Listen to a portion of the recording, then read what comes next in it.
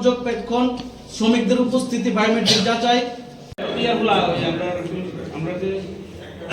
অত্যন্ত গুরুত্বপূর্ণ এবং এটা নিয়ে একটা অপ্রাসঙ্গিক তারা সমালোচনা করছে এবং বিশেষ করে আমাদের রাজ্যের কমিউনিস্টরা যারা কংগ্রেসের সাথে মিলিত চলছে, এখন দীর্ঘদিন ধরে চলছে, এখন প্রকাশ্যে চলছে, তারা আমাদের সরকারকে বদনাম করার জন্য, মোদিজিকে বদনাম করার জন্য, আমাদের প্রজেক্টকে বিফল করার জন্য, আমাদের রাজ্যের ডেভেলপমেন্টকে বিফল করার জন্য, প্রফেসর ডক্টর মানিক শাহের নেতৃত্বে যে সরকার চলছে তাকে বদনাম করার জন্য, কালিমালিপ্ত করার জন্য এবং মানুষকে বিভ্রান্ত করার জন্য তারা প্রতিনিয়ত বিভিন্ন ধরনের অপ্রাসঙ্গিক সমালোচনা এবং মানুষকে বিভ্রান্ত করছে। যেরকম আজকে যে বিষয়টা নিয়ে তারা আলোচনা করছে বা সমালোচনা করছে, মানুষকে বিভ্রান্ত করছে, সেটা বিকশিত ভারত গ্যারান্টি ফর রোজগার আজীবিকা মিশন গ্রামীণ, যেটা আগে এমজিএন রেগা বলে আমরা জানতাম। তারা বলছে যে নামটা পরিবর্তন করে দেওয়া হয়েছে, মানে মহাত্মা গান্ধীর নামে সেই প্রজেক্টটা ছিল, সেটাকে নাকি মহাত্মা গান্ধীকে নাকি অপমান করা হয়েছে। আজকে আপনাদের সামনে সেটা আমি তুলে ধরবো যে এটা এরকম বিষয় না, বিষয়টা অন্য বিষয়।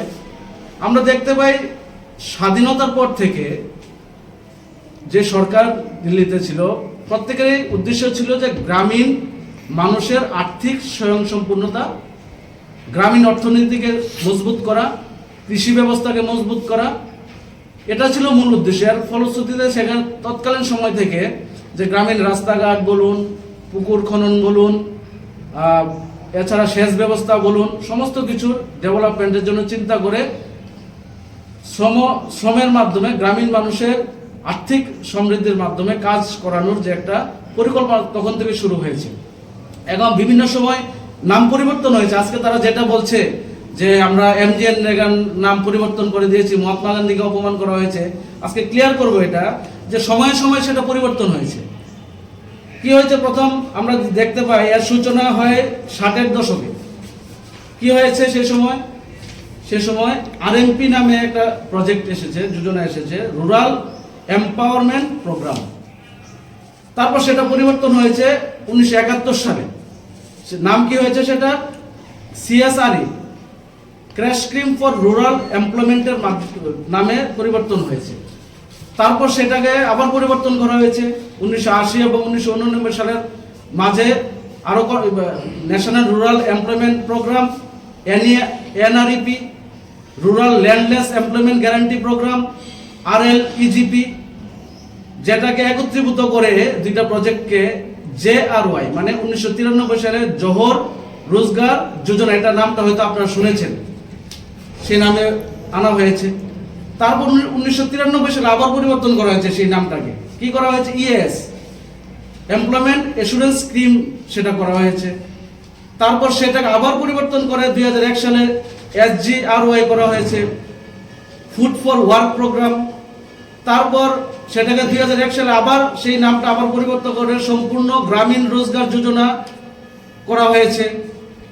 1977 সালে মহারাষ্ট্রের এমপ্লয়মেন্ট গ্যারান্টি অ্যাক্টের নামে আরেকটা অ্যাক্ট সেই সময় মহারাষ্ট্র সরকার এনেছিল, সেটাকেই অনুকরণ করে 2005 সালে মহাত্মা গান্ধী জাতীয় গ্রামীণ কর্মসংস্থান গ্যারান্টি আইন বা এমজিএন রেগা, যেটা আমরা জানি, সেই নামে সেটাকে 2005 সালে চালু করা হয়েছে।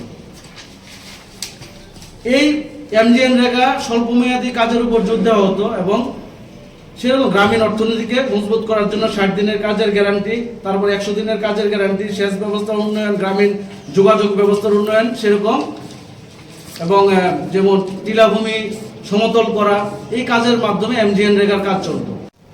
যে আমাদের দিল্লিতে, আমাদের কেন্দ্রে আমাদের যশস্বী প্রধানমন্ত্রী নরেন্দ্র মোদীজি 2014 সালে প্রধানমন্ত্রী হয়েছেন, তারপর থেকে অনেক জনমুখী প্রকল্প এবং দেশ হিতকর অনেক প্রকল্প নিয়ে যখন ঘোষণা করেন বা পার্লামেন্টে যেটা নিয়ে আলোচনার মাধ্যমে সেটা পাস হয়, তখন দেখা যায় বিরোধীরা বিনা কারণে এই সরকারের সমস্ত প্রজেক্ট নিয়ে, যেগুলির দেশের স্বার্থে, দেশের জনগণের স্বার্থে নেওয়া হয়, তার বিরোধিতা করে।